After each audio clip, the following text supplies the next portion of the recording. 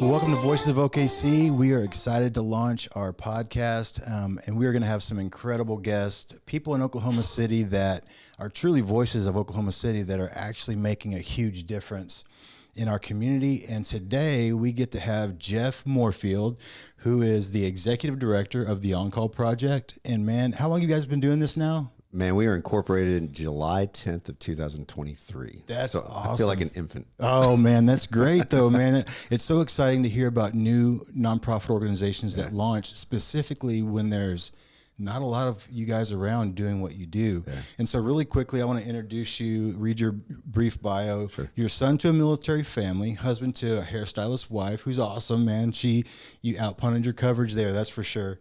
Father to a 9-year-old inspiring girl. And as you grew up attending 6 different schools, you said you finally graduated from the University of Central Oklahoma with a criminal justice degree, which is awesome, and became a 26-year-old police officer.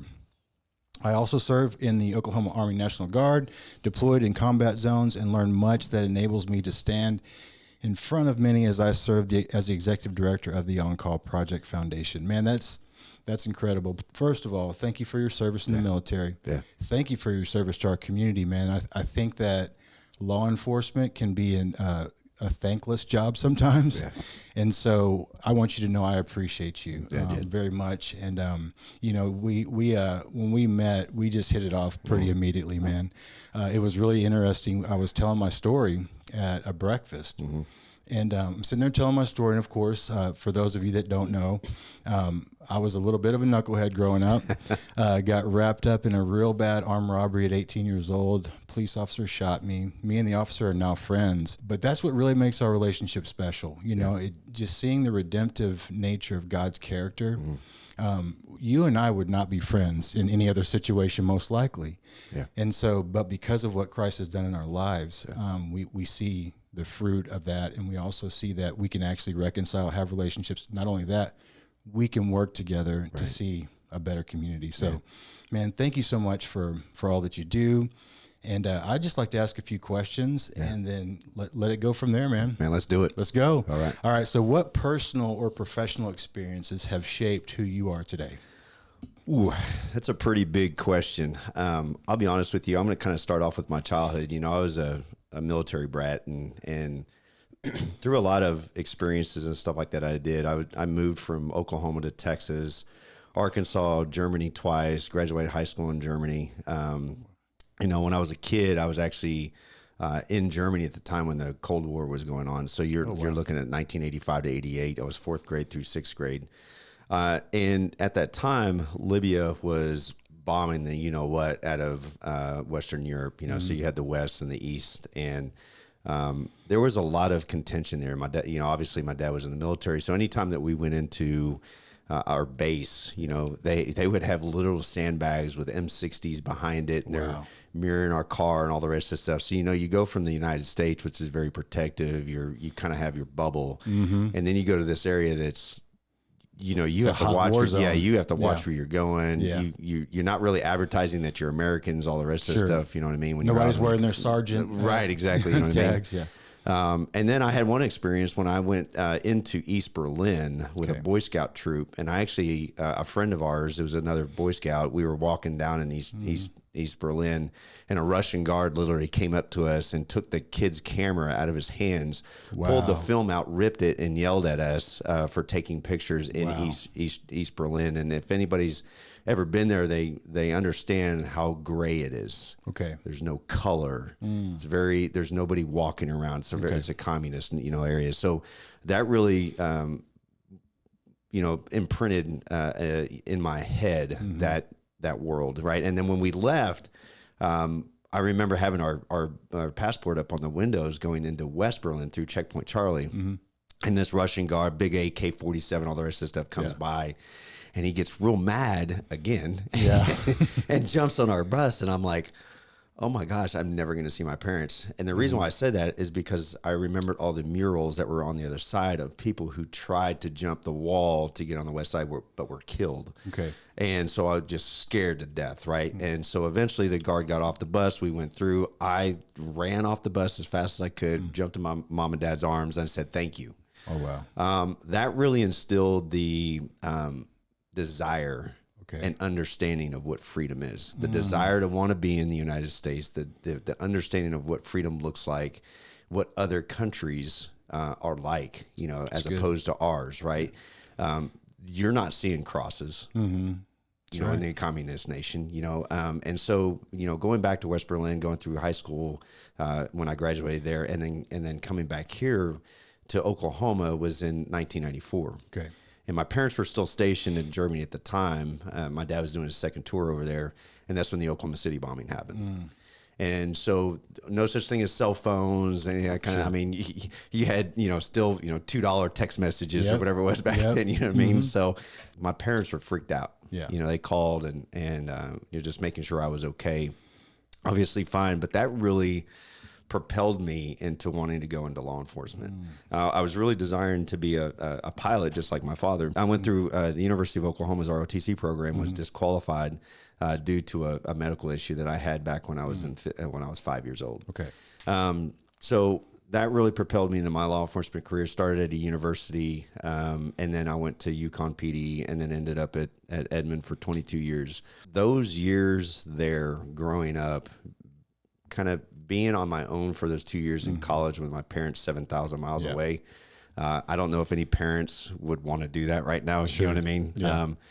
And even myself, you know, with my 9-year-old, I'm not real thrilled at that. Sure. No, I'm with you. But, you know, having that experience of just kind of growing up, you know, and then getting involved in those types of services, seeing the things that you see, you know, police officers, they see somewhere between 600 to 800 critical incidents within their career, where the average individual sees about 4 to 5. And, you know, that's something that wears and tears on you. When I began to look at what I was going to do after I, you know, got done wearing the uniform, I had a really hard time. Yeah. Just trying to figure that out, mentally, physically, spiritually, all the rest of that stuff. And so, you know, to answer that question, there's been a lot of experiences. Sure. There's been a lot of stories. I've traveled the world. I've seen a lot of things. There's not anything that really can surprise me. I get along with just about anybody that's out there. And I just love the fact that I'm able to center myself in Christ and be able to move through my path that I'm in currently. That's really good, man. Thanks so much for sharing that. You know, it's so fascinating to understand the psychology behind what leads us to what we're currently doing. And, you know, that makes perfect sense when you're impacted that significantly by events in different countries and stuff like that. You're like, hey, I need to contribute to this freedom that we get to experience by securing that freedom. And that's a incredibly admirable thing.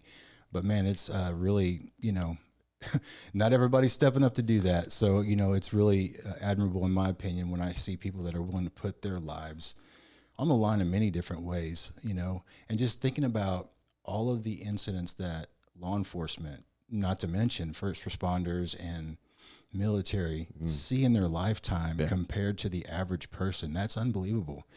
And so I think that one of the things that's a common thread, I think, in our lives is maybe the trauma we've experienced in all of that, you know, and I think that, you know, what's really interesting is when we embrace it and really understand it, it can actually be a strength of ours. You know what I mean? When we can truly manage it well. So I guess one thing I would like to know, because we're talking about stories of hope on this podcast, but every story of hope kind of starts with a dark moment, you know? And so I'd love for you to share, you know, just what a dark moment was for you, what that dark moment was for you, if you're willing to share. You know, you don't have to bear all, but you know, but you know that sometimes that was really important in my story. Yeah, I think, man, I'll tell you, I don't think there's like one moment. But there's a lot of moments. Sure. And I'll be honest with you. And I think really, if anybody were to look in the mirror, they could say one moment, but there's a collection that's going on before that went. And I call it kind of a take a knee, you know what I mean? To where it's like, all right, I got to figure this thing out now. Right. So I think the fact, and I, you know, I've had some discussions with my parents and some others too, but you know, being a military brat, you know, they see the service member doing their thing, and but the family a lot of times kind of gets forgotten. Sure. And I've always thought that, you know, what is the effect on the kids? And it's taken me a while to really figure that out. You know, and there were some agreements that I made as a kid. Sure. The agreement was that I was going to live in a place for 3 to 5 years. I'm going to leave. I'm going to go somewhere else. I'm going to live there for 3 years. I'm going to leave. I'm going to go somewhere else. That created relationship issues. Yeah. You know, so I went from, you know, having good friends and all the rest of the stuff to then having not very deep relationships. Right. Because I knew that I was going to pick up a move. And so I didn't know that. Sure. I had no idea. Subconscious agreement Absolutely, that you man. made. I had no clue. So even when I went to college and I had further, you know, relationships after that, even my dating side of the house really suffered because of that. Right. And I didn't really acknowledge that until later on in life. And then going into the law enforcement world, you know, I came from a very, and don't get me wrong, you know, bouncing around and in the military, you see this stuff, but I didn't see babies dying. Yeah. I didn't see car crashes that are fully engulfed in fire. Right. I didn't see gunshot wounds. Sure.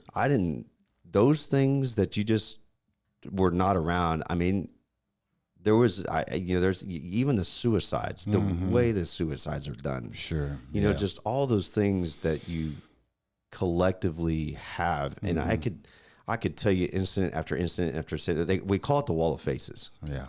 And I hate to say that, but you see it. Sure. Still to this day, I can remember the very first dead body I've seen. Right. I can tell you the very first person I saw on a suicide after 9/11. Yeah. I can tell you the very first person that was part of a really bad fatality crash. Yeah. You know, I know the story. Yeah. Right. And those Sticks to you. It sticks to you. And no human is going to be able to get rid of that. Right. Right. We weren't meant for that. No, you weren't. And so one of the things that I found was that there was no outlet. Okay. The outlet was a patching mechanism. And the outlet was drinking. And everything. It was gambling. Yeah. It was infidelity. Sure. All these things are porn. You know, all the rest of those things that you guys we go to that is not talked about. Sure. Yeah. Right. And in our world, it's not talked about because you're coping. Oh, absolutely. I got to have this, or I'm going to go off the rails if I don't do something. And I had a conversation yesterday with a gentleman, and I told him, I said, man, when I was in Afghanistan back in 2013, we would get done, and our center of the universe was a cup of coffee. Yeah. Yeah. And this guy owns a coffee shop. Yeah. And I said, you don't understand what that coffee did. Wow. It might not have really meant something to, but let me tell you, when we get done doing our thing and we're exhausted and we're done, we get that cup of coffee and we'll go for another 3 hours. Wow. You know what I mean? And so that was a really cool thing to be able to tell that story. And, you know, as we have kind of gone through and to get back to your original question, there's been a collective amount of impacting issues. I will tell you that in 2021, you know, I had just come back from a deployment in 2020 from the Iraq, Syria area, commanded about 120 troops over in that area. It was a big ISIS, engagement that we were involved in. We were also an entity that was to deter Iran from doing anything. But at the same time, I came back, and the reintegration process, you know, going back into the PD, I was involved in an officer-involved shooting in 2021. Okay. That was a pretty big deal. This guy, he walked out of his house with a SCAR AR-15, 50-round drum, full body armor, you know, Peltor stuff on his, you know, Peltors on his head, combat boots, pistol. And he was about to go into a full active shooter in his neighborhood. He had already shot at his friend that was outside of his house. He had shot up his Suburban that was outside in his driveway. He had shot the inside of his house. There were rounds that were hitting the other homes that were outside. Yeah. We were all on perimeter. You could hear it. They were whizzing over our heads. And to engage that, and then for my wife to watch it on Channel 9. Oh, wow. So it was live on TV? It was live on TV, yeah. Wow. So it was a live deal. She knew that I was the officer that I always wore a hat because I'm a bald guy. I don't want cancer. Yeah. I was violating policy every single time, but that's okay. That's awesome. But I was wearing a hat and she could see it. Yeah. You know what I mean? And so she's obviously kind of freaking out. I've got buddies of mine from other agencies, you know, calling my cell phone, you know, right when it happened. And that was a time where I was like, oh, wow. Yeah. I was 8,977 days into my career when I get in my first officer involved shooting. Wow. So I was getting to the point to where it's like, all right, I gotta figure something out. Yeah. Right. And I'm not young anymore. Sure. You know what I mean? Yeah. But I want to be able to take my skill set and put it somewhere else. And I had no idea what to do with it, man. We're going to take a little break real quick, Jeff, and then we're going to come back. And man, I'm just so engaged with this story. I can't wait to hear the rest of it. Man, so you're live on TV. Your wife, she can see your ball cap. She knows you're there. Yeah. In your head, you're thinking something has to change. Yeah. What does it look like from that point? I picked up my wife and we vacated the area for about a month, to be honest with you. Good. You know, we had to go through this whole DA clearance thing and all the rest of the stuff. But then that really gave me the time to really kind of take, you know, a look at my life and our life as a family and stuff like that and figure out, you know, what am I going to do when I grow up? Yeah. Because this game that I'm playing right now, it's leading one direction. Exactly, right? Yep. And I'm just like, hey, we got to figure this thing out. And then I had a conversation with a good friend of mine who's actually sitting as my president of my board right now. We've been friends for 30 years, a prior police officer. Okay. He now sits as the vice president of all of sales for Samsung. Okay. And he does, you know, he's such an intelligent guy and he's such just a good mentor coach. Right. And so I started talking to him and he said, hey, why don't we develop a program? And I had just come back, like I said, from that tour overseas, and I know that they do the transition assistance program for the military side of the house. But then I started looking for the first responder side of the house. Nothing. Yeah. Nada. Like and I tell people this a lot of times in a lot of my research, because I started in January of 2023 on this, but we onboard so intentionally, methodically through, you know, applications, academies, you know, background checks, you know, you're sitting in front of boards, you're being judged, you're you're going through the litany just to be brought on. And then when you're done, it's a see you later. See you later. Yeah. You know, thanks for your business. You know what I mean? Thanks for being that number. Yeah. Because honestly, that's what you ended up being. Sure. Was just a number. At first, you were a person, and then you kind of moved into being this number. Yeah. And I didn't think that was right. Right. And then upon my additional research, you know, I started finding that there was a lot of white papers and research that started saying that first responders die on national average 5 to 7 years after their service. Wow. And I saw that multiple times. And these are from, you know, very reputable, you know, publications, CDC, you know, various different newspapers, all the rest of the stuff. You know, you have all these writings from these big head sheds that are out there. And I started saying, well, if this is a problem that's been identified, what's being done about it? Yeah.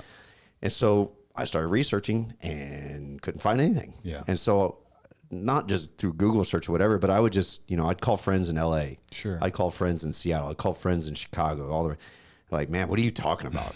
Yeah. Like, we're done. Sad. They throw you to the wind, bro. Wow. And I'm like, are you serious? Like all these big agencies with all this money, all the rest of this stuff are not doing anything. From that, I called my buddy back and I'm like, listen, we got to do something. Yeah. And so I went into this whole development of, all right, if I'm going to do it, I got to have a name. Yeah.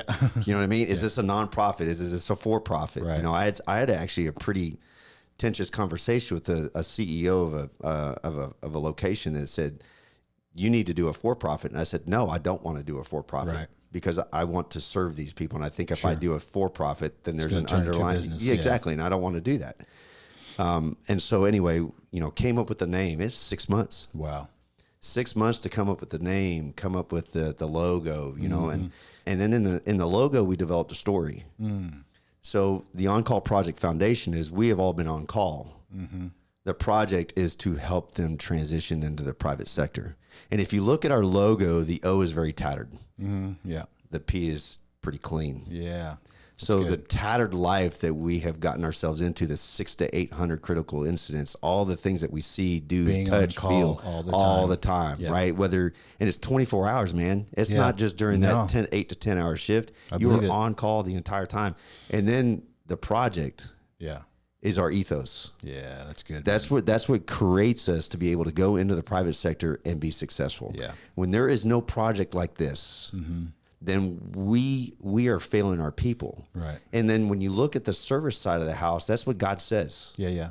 He says, reach your people. Yeah. Use your skills that I've given you. Right. And so, you know, and then I started looking for a verse and, you know, Jeremiah 29:11 came out, you know, and I get it. The prophet Jeremiah, the Babylonians and Israelites and all the rest of this stuff. But it was the Israelites that were looking for things of the earth. Yep. And he's like, no, I have your path. That's right. That's good. And so that's where we come back and we synergize and bring that synergy here to allow our people to succeed. That's good. And so the project is now, you know, we have a 1-day course, which is called the Thriving Responder, which is, that's basically setting up our first responders on a personal development side. Okay. We really do a lot of great things on the professional side of the house, you know, shoot, move, communicate, all the rest of that stuff, right?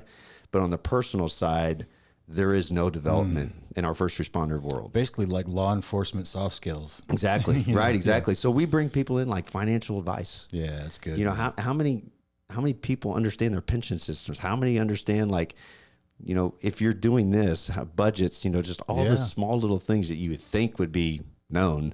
Sure. But you would be absolutely surprised at how bad our individuals are in debt, are just, you know, living paycheck to paycheck, working all these extra jobs, et cetera. And then we also talk about physical fitness. We talk about spiritual fitness. We talk about mental health, you know, all the rest of the stuff that's out there. And we do that in that Thriving Responder course. And that's an 8-hour course that we put on all over the state of Oklahoma.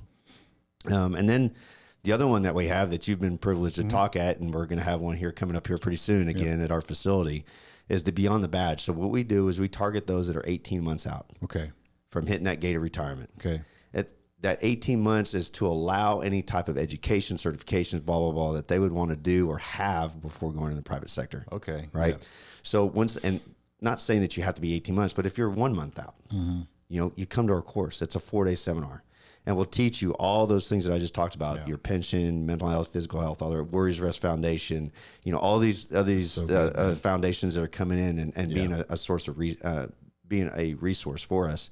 But then we also teach them how to build resumes. We put them through a DISC personality test that has literally job pathways.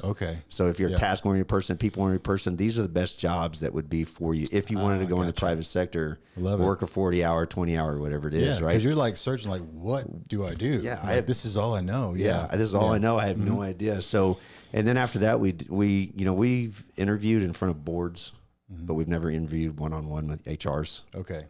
Right. And then we also do an employment expo afterwards.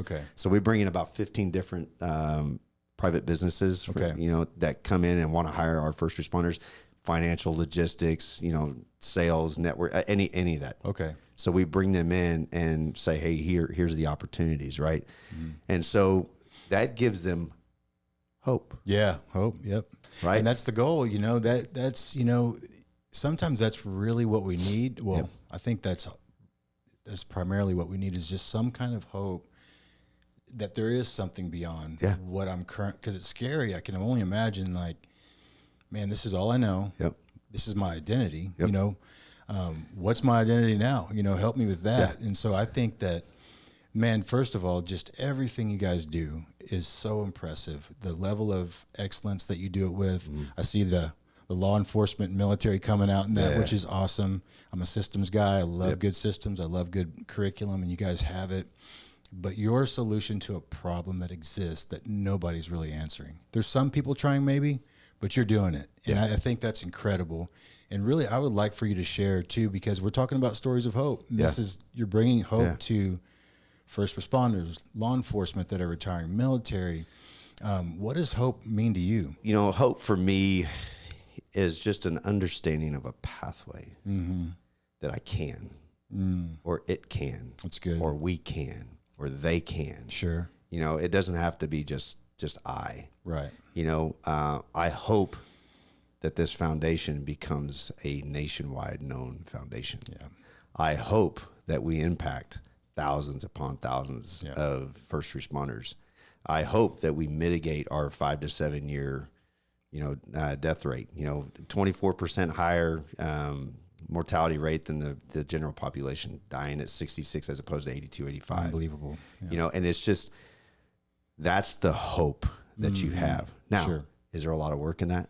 A lot of work. Absolutely. There's a lot of work, right? You can't, like you just said, your systems, you know, your systems are absolutely important. You know, your values, your mission, vision, values, right? So your mission is, and your values are, your vision is, you know what I mean? Those align you and give you that hope. Sure. And when you start straying from that, then you start diminishing your hope. Yeah. Right. And so I think the hope is just creating and understanding that pathway, and that there is a way. Yeah, that's good, man. That's so good. It's just, you know, having an idea that there is something, there is a path, is just, that's a glimmer of hope that a lot of people need right now. Yeah. Literally life and death. You know, we have law enforcement, first responders, military, they're taking their lives, and they've given their life in service to the community, the country, you know. And so if there's a solution that needs to be figured out, it's for these guys, for you guys that have been through it, man. And so that's why I just say, you know, it's so funny that we're having this conversation because, you know, it's amazing how God kind of flips things on its head and like uses negative experiences for good. All those things you've seen, all the trauma you experienced as a police officer, as a military person in the military, you know, those things, like you said, they stick to you. And if you don't have a solution how to manage that, they'll consume you. Yeah. And so I really appreciate that there's a solution for this, and I believe you're going to go national. I believe that this is going to blow up in the best way possible because it's so necessary, and it's hard to argue with its effectiveness, in my opinion, from what I've seen. You know, when I spoke at one of your Beyond the Badge events, it was so powerful. I mean, I'm in the room with these former law enforcement or getting ready to retire law enforcement and first responders. And there was actually one of the first responders that was there. She was a medic. Her supervisor was one of the medics that saved my life the day I was shot. And so it's crazy how things just come full circle. You know, I feel like we're better together. These relationships and collaborations really make a big difference. So, absolutely. So Jeff, I just want to say thank you so much for coming on the podcast. And I'd love for you to share your website and any of your social media handles with us really quick so we can go check out your website. Our website, and that's our primary, source of communication, www.oncallproject.com. We're on Instagram, Facebook, X, YouTube. I mean, you name it. We're all over LinkedIn. We're all over the socials. So those are our primary locations. And look forward to any type of interaction. If you need to know anything of what we're doing events wise, if you want to sponsor any of our events, or we have some that are coming up here pretty soon. Love for not only just the first responder community to get involved, but also the business community, right? So we're really looking forward to that, and any interaction would be just great. Yeah. So as we part ways, what's one thing you'd want to share with somebody that has experienced what you've experienced? What's the first step that they should take? Call you, first of all. Yeah. And that's a great question, Jed, because, when I was going through, I was nervous. I was scared. Yeah. You talked about identity, and I didn't realize that there's an actual separation between role and identity. Being a police officer was my role. That's good. My identity was I was a husband. Yeah. A father. Yeah. A family man. I was the protector, provider, presider. Sure. That is my role. Yeah. Or my identity. Yeah. My role was the uniform. My role is the executive director of On Call Project. That's good, man. Right. So if you're in this world that I was in a year and a half ago, it's okay to take it off. Yeah, that's good. It's okay to take it off. It's okay to transition over. Nobody's going to think anything less of you. That's good. You've given your time. God loves you. Yeah. Move on. That's really good, man. I love that. That's a great way to end the segment.